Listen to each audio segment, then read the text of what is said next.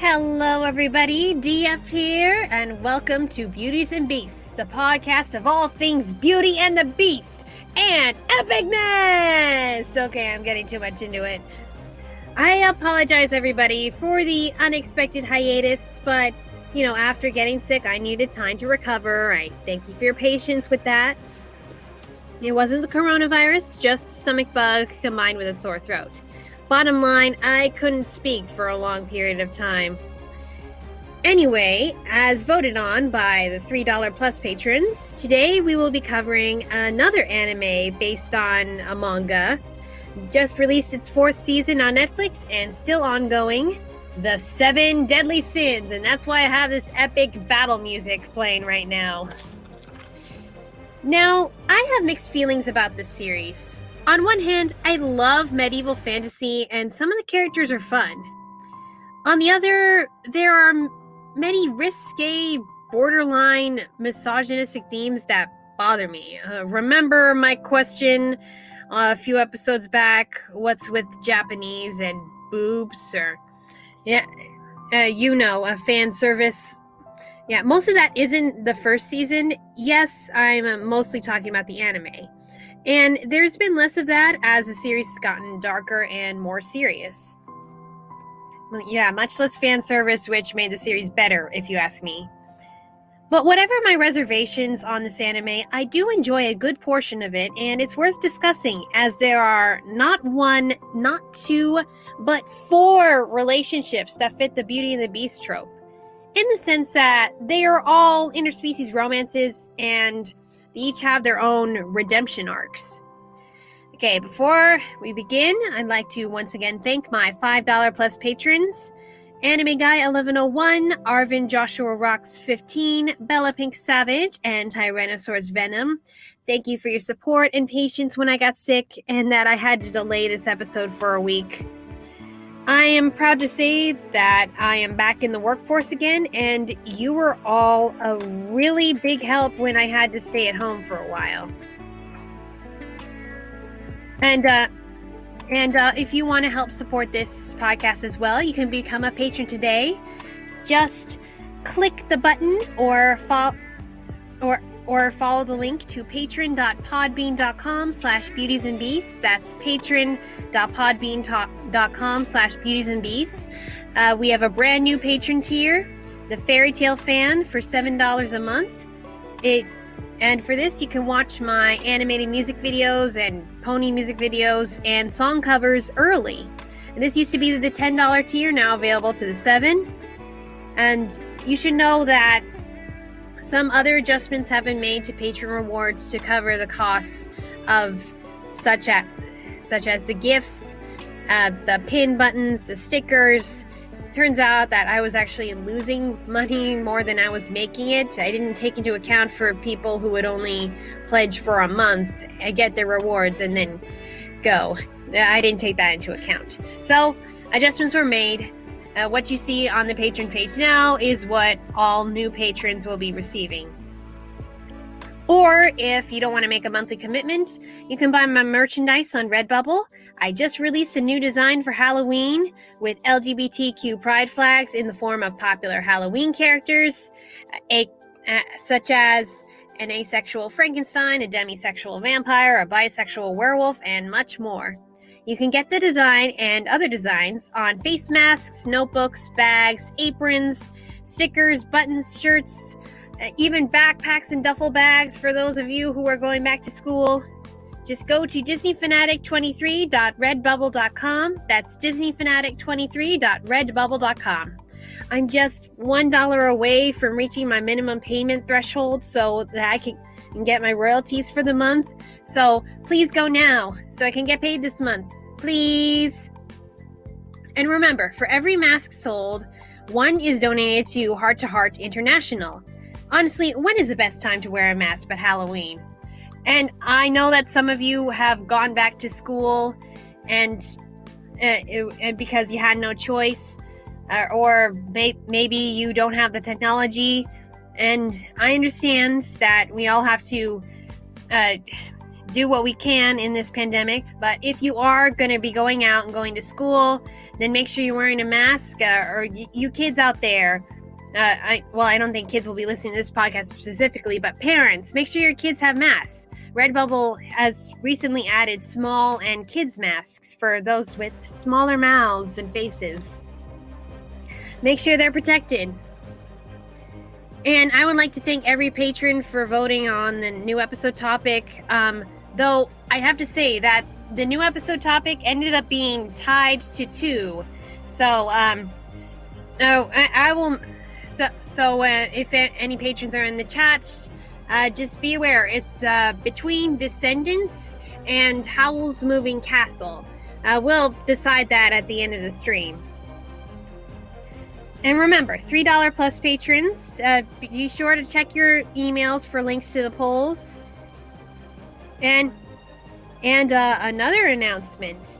I've recently reached 400 followers on this podcast. So if you are listening and you haven't followed the podcast already, please follow. Even if you can't be a patron, at least follow the podcast so that you never miss an episode or a public live stream. All right, so anyway, to the topic at hand, and I'm glad it's gone back to this music. The 7 Deadly Sins started as a manga from October 2012 and went on until March 2020, so pretty recently, in Kodansha's weekly shonen magazine. It was picked up as an anime in October 2014 by RE Pictures. Sorry, my notes are a little squiggly here.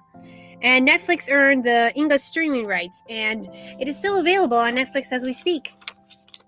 I'll mostly be covering the anime, though the manga is currently completed, so maybe I'll do a follow-up episode for patrons when the final season comes out. Spoiler warning if you haven't watched the whole series. The series also had a movie made in 2018, The 7 Deadly Sins, Prisoners of the Sky, but I won't be talking about that because that's pretty much a standalone story and not tied in with the main plot line so much. Also know that in the 4 seasons, a lot happens plot-wise, as this is a high-level fantasy. And so I will mostly be focusing on the arc of 4 of the relationships. To sum up the premise of the show, in the land of Britannia, where humans, giants, fairies, and wizards all live together but separately, the Holy Knights, once protectors of the land, take over the kingdom of Leonis. The king's 3rd and youngest daughter, Elizabeth, escapes the siege and searches for a ragtag group of anti-heroic misfits called the 7 Deadly Sins. Essentially, they were all criminals, each branded with a sin: wrath, greed, lust, envy, sloth, pride, and gluttony. As skilled fighters, they protected Britannia until 10 years ago, when they were framed for a coup that they weren't responsible for, and thus they disbanded and went their separate ways. 1 second, I need water. Elizabeth meets the leader by chance, Meliodas, the dragon sin of wrath. More on him later, but I want to take you through the couples in order of backstory reveal. First, there is Bon and Elaine. Bon is the fox sin of greed, one of the first sins that we meet. In the flashbacks, we see that he was born a human and was a thief just to survive. And he didn't really trust people. Anyway, one day he went searching for the Fountain of Youth, only to find it guarded by the Fairy King's sister, Elaine. She looks like a harmless child, but is actually centuries old. Remember, in this world, age is complicated, so you can't really call these characters pedophiles. Remember, Bon is the younger one here, by centuries. Yeah, just be aware of that. Anyway, Elaine has magic strong enough to thwart Ban's attempt, throwing him off the tree and into the forest, yet he keeps coming back. When it's clear that he's not giving up, Elaine tells him that the Fountain of Youth gives life to the forest, and if the magic is stolen, everything will die. Then Bon goes, "Okay, I won't steal it then. Then Elaine, thinking that he's lying, like all humans, reads his mind and then finds that he means it. Although he's really more bummed about the berries that make great beer dying out, but still. So she lets him go, but he sticks around for a bit. Elaine asks why Bon pursued the fountain. Pretty much, the way he puts it, life is so lousy, if you live long enough, something good is bound to happen to you. And then Elaine says, well, what if you gain eternal life and nothing good ever comes your way? Good point, Elaine. Very philosophical. Elaine then reveals that she's been living 700 years alone since her brother left, and that Bon had made her feel less lonely. She wishes to go off with Bon, but she must guard the fountain. So Bon offers to find her brother so that he can guard the fountain instead, and then take her away. It's a happy moment, which is then ruined when a demon shows up to destroy the forest. In battling the demon, Bon and Elaine are both seriously wounded, and there's only enough magic left in the fountain for one. Bon insists that Elaine save herself, so she drinks the water and then kisses Bon and lets the water flow into his mouth instead. So Bon is made immortal, and the water heals him up and he is able to defeat the demon. But now the fountain is gone, and so the forest is destroyed, and Elaine is dying. Her last request is that he tell her that one day he will take her far away from here. And so Bon goes, one day I'll take you. And then she dies. Let me finish, damn it. This part's so heartbreaking. It gets me every time. So, yeah, this is how Bon got branded with the sin of greed, and how he got his immortality. He's still able to be injured, but he always heals, even explodes. Though it's implied that he can still feel the pain, but at a point where he's almost numb to it. That's pretty insane. I mean, to live forever, but you're still able to feel pain, only to be healed again and then injured again. And that's a pretty miserable existence. Although, you could argue that Bon wasn't truly greedy in this situation. I mean, he did initially go after the fountain, but he also abandoned his quest. Though a part of him blames himself for the death of Elaine, and he goes through great lengths to bring her back, even fights his friends. So I guess he's greedy in that sense, as in he wants his woman back and not caring about how it'll affect others. And even when Elaine is eventually brought back by one of the 10 Commandments, servants of the Demon King, and long story. Her soul is initially really twisted, and Bon is blinded to it. Yeah, Bon is fooled by a shade of Elaine. Long story short, he's insistent on keeping her alive, pretty selfishly, that he doesn't regard the consequences that will affect others. But, you can't blame him, as he did watch her die. Twice, in fact. But overall, Bon and Elaine's interactions are rather sweet. When Elaine is not a possessed wraith, that is. Bon and Elaine's backstory is tied in with our next couple, and my personal favorite, Diane and King. King is the grisly sin of sloth. It's first told by Meliodas that King is a big softie, and that one time when Bon had swiped kids' stuffed animals just because, King returned them. Contrasting Bon, King is a lot more sensitive. He's first presented in wanted posters and in the past as goofy, obese, and with a magic pillow. But when he reunites with the Sins, he has the appearance of a child, and also dropped a lot of weight. And is also out for Bon's blood, thinking that Bon is the one who murdered King's sister, Elaine. That's right, King is Harlequin, king of the fairies. Yeah, let's rewind a bit. This series kind of jumps in time a lot. Remember I said Elaine was alone in the forest for 700 years? Well, that's because King had left to chase after his best friend Helbram, who was hanging out with humans, who King didn't trust. Sure enough, King is attacked by a human hunter who is hunting fairies. And King lives, but he loses most of his memories in the battle. Then he is found by a young giant girl, Diane. Okay, I have to go forward a little bit. In the present, Diane is the serpent sin of envy. We learn pretty early that King has a crush on Diane, and the flashback shows us why. It's not just because he likes big girls, though she is rather adorable. I'd have to say probably the most adorable character in the show, aside from Hawk the pig. And back to the past, young Diane nurses King back to health, and they spend their days in a cave in the mountains. Diane likes to get occasional food from the humans because she is intrigued by them and wants to be like them. Or rather, she secretly wants to be small, which is kind of how the sin of envy ties in with her. King, however, is distrustful of humans. Yet, he does accept help from one when Diane gets sick. Eventually, King realizes that humans age faster around them. What can feel like a few days to a fairy and a giant can be decades for humans.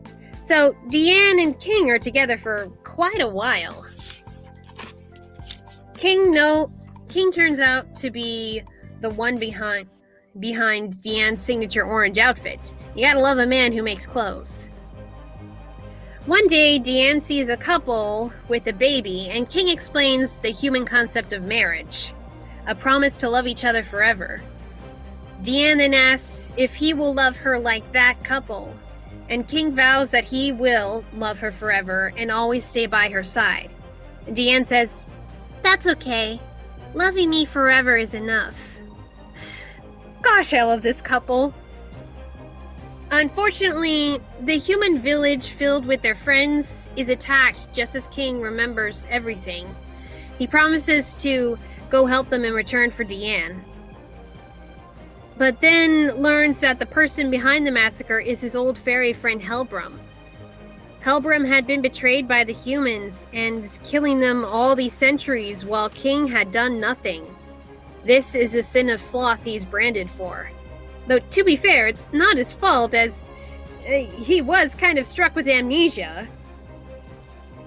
And he ends up doing the same to Diane, erasing her memories of their time together so that she doesn't miss him or regret anything. As fate would have it, King and Diane meet again centuries later as two of the 7 deadly sins, but King hides his feelings. Painfully, amnesia happens too often with these two, like when Diane is made small for a day by their comrade Merlin. And King says that she's wonderful no matter what size she is. Where is the awe button in these sound effects? And they have the perfect day together at the festival. And just as Diane is remembering that she used to love King and had been blinded by her infatuation with Meliodas, a brick falls on King's head and he forgets the whole day. That stupid brick. Like, seriously, what was the point of that? As if that weren't bad enough, Diane gets her memories erased too in a battle with Gowther, the sin of lust. This couple just can't catch a break. But when Diane gets all her memories back after this big spiritual journey they go through together involving a flashback with 2 of the 10 Commandments, it's a bit complicated. Anyway, once they go through all that and she remembers everything, she kisses King. Finally! And all is confessed. Yeah, sorry, I'm skipping bits here, but lots happens in this series, and I want to be able to cover all the 4 that I want to talk about. It's hard to say who's the beauty and who's the beast with Diane and King. Diane's a cutie, but she's also a butt-kicking giant with a bit of a temper, and yeah, can get kind of scary. I remember the moment when King went all, when she won an arm wrestling match very brutally. King is cute in his own way too, though he was in disguise for a while as a big fat Santa Claus type guy. And he has a bit of a dark side too. He blames himself for not being there for Elaine in the forest and not stopping Helbram, even though those situations were out of his control. And they are both outcasts among their own kind. King is disgraced for his unplanned desertion, and Diane is disgraced for wanting to befriend humans and initially not wanting to fight, but dance. Even though she does end up going on a rampage when humans kill her kind. Whatever the case, I love the respect these two have for each other. You'd think with the difference in size, I mean, Diane being huge and King being a fairy is still smaller than the average human. There would be a power imbalance, but they find ways to meet in the middle, not just with Diane changing her size occasionally when it's convenient, but whenever they fight in battle, it's side by side, and they protect each other. And you gotta love how flustered King gets over Diane. He even respects her so much that he's hesitant to touch her butt when she gets stuck in a portal and asks for a push. Truly the best developed couple in the series. I mean, come on. King of the Fairies, Queen of the Giants, ultimate power couple. Am I right? And a clap for them, because I don't have an awe button. Alrighty, I bet you're seeing a common theme with the couples in this series. They are interspecies, though still relatively humanoid. Age is complicated, or rather inconsequential. I mean, no one is really below the age of consent, but Diane is pretty much a kid giant when she first meets King, but remember, he looks young too, and they age slower than humans. But there's also some tragedy that they sometimes have to overcome. Well, sometimes they do overcome. And also, the sins, the people branded as the 7 deadly sins, aren't necessarily guilty of the sins they are branded with. Although they do share aspects of the sins, but the crimes weren't necessarily their fault. Although the guilt is still carried. King projects his guilt onto Bon because he doesn't want to blame himself for the death of Elaine. And Bon regrets being unable to save his true love. And he lives forever, but without Elaine for centuries. And when she returns, he fears losing her. But I said we were going to look at 4 couples today. This next one doesn't take up as much of the series as Diane and King or Bon and Elaine. But it is worth mentioning. It features my personal favorite of the 7 deadly sins. Gowther, the goat sin of lust. Yeah, I know what it sounds like for those of you who haven't watched the series, but he's not what you'd expect for a sin of lust. He's a very enigmatic and gender-ambiguous character with an emotionalist logic to rival Spock and a love for cross-dressing. Sparkle! Even if he did cause more problems for Diane and King by erasing Diane's memories, I still can't help but love every word that comes out of his mouth. So, backstory on Gowther. He may look human, but he is actually a doll created by a wizard, the real Gowther, one of the former 7 deadly sins, just 3,000 years ago. The real Gowther had created the doll to act as an envoy while he was in prison, in the image of a woman he had once loved, but gave him a male body so that he wouldn't be seduced by his child. Yeah, I know, messed up, but that explains Gowther's androgynous appearance. When the real Gowther is about to die to end the holy war against the demons, he frees the doll Gowther from his control so that he will have free will. And he had granted the doll with an enchanted heart so he'll have emotions. It's really a heart-shaped bauble inside of him. Thousands of years go by, and Gowther, doll Gowther, wakes up in a cave, lost and alone, kind of like a Pinocchio who lost his Geppetto. He is found by a young woman, Princess Nadja, sister of the prince who would grow up to be Elizabeth's father. She brings him books. He comes up and spends time with her, dressed as a maid, so no one will question their time together. And Gowther is eager to learn more about the world and emotions, particularly love. But Nadja's health is frail, and as she's declaring her love for him, she dies in his arms. Gowther is scared and confused, thinking that, her heart just needs replacing, that it's malfunctioned. So he tries to give her his artificial one. But then the guards come in, see him standing over Nadja's bloody corpse, and mistake him to have seduced and murdered her.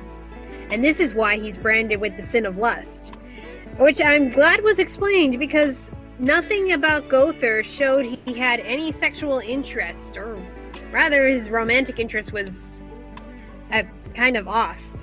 I originally thought it was a lust for knowledge or maybe power, but turns out he just been mistaken for something he didn't do. So from the heartbreak, Gowther uses his mind control powers to make himself forget not just Nadja, but his heart. That if this is what a heart feels like, then he doesn't want to have a heart. Yet, in his emotionalist state, he still seeks out a heart, like the Tin Man, thinking he doesn't have one now. He even goes so far as to make the Holy Knight Gila fall in love with him with mind control. Because he wanted to know exactly what that devoted blind love was like. I'm messed up, I know. Which made me so mad, because even before those two characters had even met, I thought they were so similar in personality. I wanted them to meet and probably get together, but not anymore, not after that. So yeah, like everyone else in the show, Gowther makes mistakes, but not really pertaining to the sin he was branded with. Another common theme: nobody is who you'd expect them to be. Diane being a giant but cute and bubbly, and King not the obese guy in the wanted posters, but a nimble, childlike fairy. And the thief Bon, he's kind of what you'd expect for greed, because he still kind of grabs stuff randomly, but he actually does have a heart. And the sin of lust is not a sex-crazed maniac. That's Meliodas. Oh yeah, I still need to discuss the main couple, aka the worst couple. Elizabeth and Meliodas. Here we go. So, on the quest to find the sins and save her kingdom, we're back in the present, enough flashbacks for now. Elizabeth falls in love with Meliodas because I don't know. She says he's brave and kind and always there for her, but he's also a thirsty pervert groping her every 5 minutes.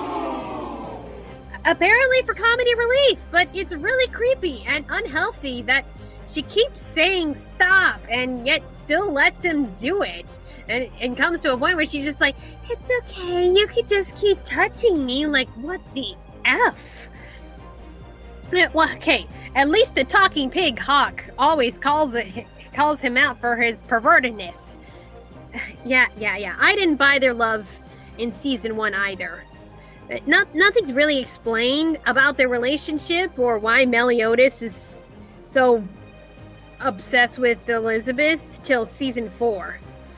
So, Meliodas is the son of the Demon King, as it's soon revealed. But 3,000 years ago, he fell in love with a member of the goddess race, Elizabeth. Yes, the very same Elizabeth.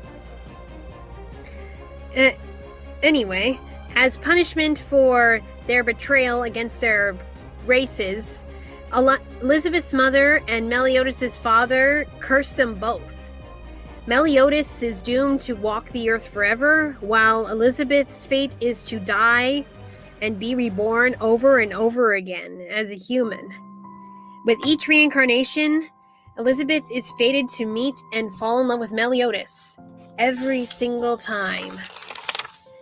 But if she remembers her past lives, she's doomed to die within 3 days. So Meliodas can't even remind her unless she wants to shorten her life, which is why he goes through the whole series not telling her, oh yeah, we haven't met before. This is the first time we're meeting. Yeah, tragic and all, but why do you gotta be such a pervert, Meliodas? Okay, maybe it's his way of making sure that she's real, but that doesn't really excuse it. Yeah, I will say concept-wise, this couple parallels with the other characters' relationships. It's a love that transcends age, race, and time. Like Bond, Meliodas watched his love die, but not just twice, but 100 or so times. And Meliodas has got a really dark past. I mean, he seems kind of goofy and perverted at first, but he's definitely the beast in this relationship, and his wrath is actually kind of a real sin. Although some of the crimes that he was convicted for, he didn't actually commit. When Elizabeth gets her memories back, the Princess Elizabeth, the current one, Meliodas tries to become the Demon King so that he can harness the power to break the curse.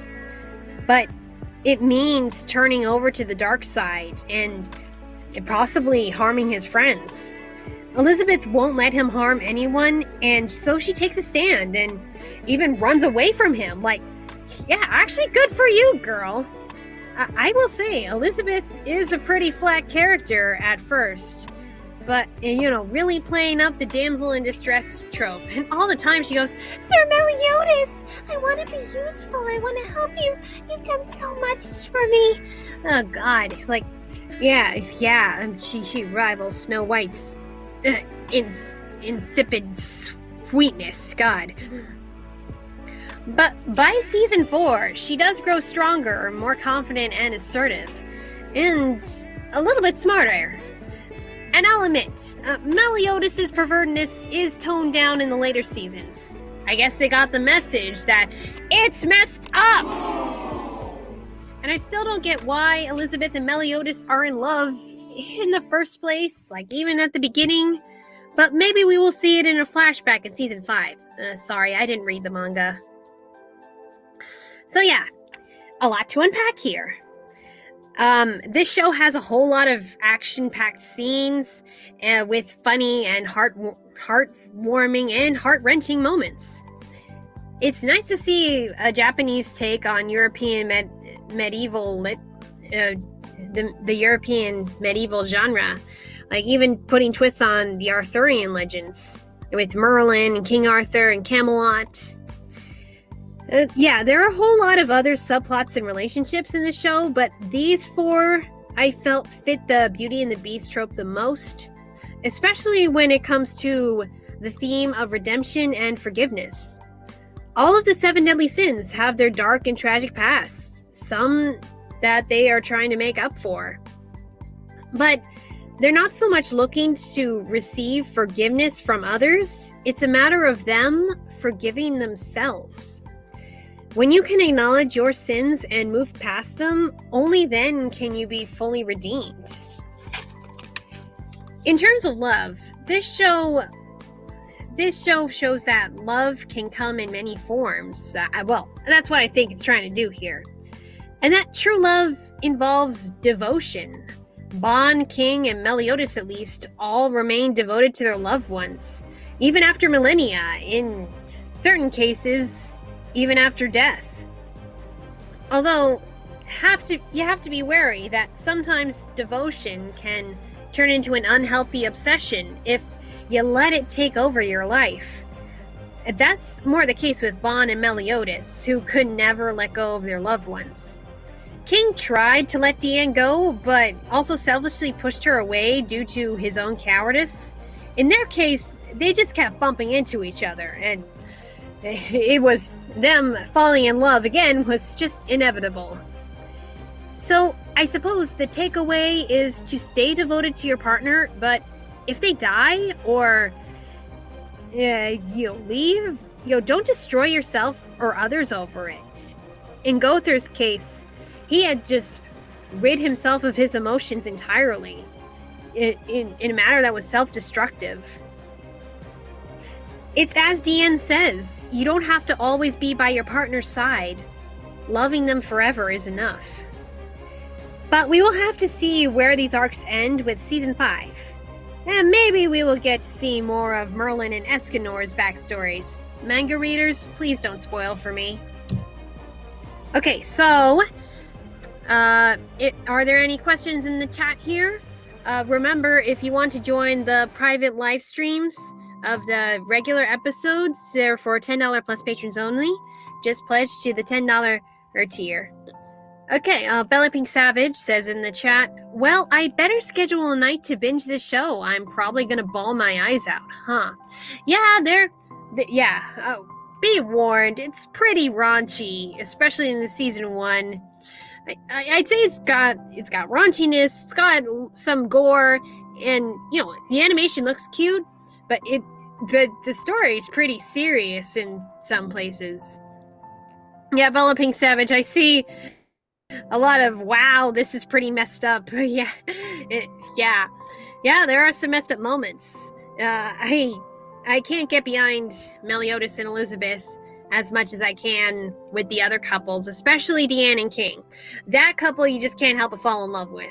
My brother agrees. He loves the show too. That Diane and King, they just adorable. And that stupid brick. Why they always gotta lose their memories every time they realize they love each other. Yeah. So yeah, I guess it's another thing. All these couples just have really, really roller coaster fates. Guess it goes to show you, love isn't always easy. And PinkSavage says, oh yeah, I'm gonna cry. Okay, so in terms of the next episode, I plan to have it released to the public on September 24th, and I will stream it for patrons earlier than that, and $10 plus patrons earlier, and then release it to $5 plus patrons before the public release date. So, if you want to become a patron today, click that button or go to patron.podbean.com/beautiesandbeasts. Or you can support my channel by buying my merchandise on redbubble.com. disneyfanatic23.redbubble.com. Alright, so, as for the next topic, it was a tie between Disney's Descendants and Howl's Moving Castle. And Bella, did you already vote for one of those? Because I was thinking we should probably do Descendants, because we were talking about it in Ever After High last time, even though I absolutely hate that franchise. Do you agree that's probably what we should do? Analyze Descendants? That'll definitely be a fun tearing up episode.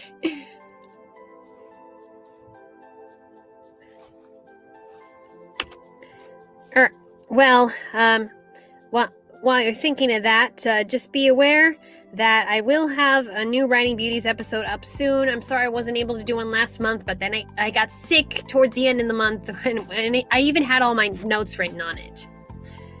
Alright, so PinkSavage agrees. Hell yeah, let's do it. So, $3 plus patrons, please check your Gmail for the poll links and follow so that you'll be able to reach the poll for the next episode. I would really appreciate it if you guys voted, because I don't want to end up with a tie again. I know there are at least 4 of you at the moment that I am recording this. So please check your Gmail, follow the links, and vote on the next topic, so we don't have a tie like that again. Alright, so I guess I'm gonna have to watch the rest of Descendants 2 and 3. Oh boy, just kill me now. Okay. Alright, so make sure you follow the podcast so that you never miss an episode. If you want access to all the bonus episodes and patron perks like private live streams, then be sure to pledge as a patron today. And, okay. I guess that's everything in my notes. Until next time, and remember, if you love someone and they die, please don't beat yourself up over it, and don't just harm others to save someone who's, well, long gone. And also, if you love someone, don't grope them endlessly without their consent. That's just wrong. That's just wrong. That one's for you, Meliodas, you pervert.